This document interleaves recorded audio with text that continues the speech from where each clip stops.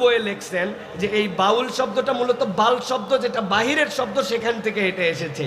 এখন মূল বিষয় হচ্ছে বাউলদের কাজ কি ভাই? আমরা তো বাউলদেরকে মাঝে মাঝে দেখি গাঁজা খেতে, মাঝে মাঝে গান করতে, মাঝে মাঝে অপব্যাখ্যা করতে। আসলে বাউলদের ধর্ম আচরণ কি? তারা বলছেন বাউলরা কোনো মসজিদে যায় না, বাউলরা কোনো মন্দিরে যায় না, বাউলরা কোনো গির্জায় যায় না, কোনো প্যাগোডায় যায় না। কেন যায় না? কেননা বাউলরা এগুলো কোনো ধর্ম বিশ্বাসে অনুসরণ করে না। তাদের তাহলে ধর্মীয় এবং তাদের মূল টার্গেট কি?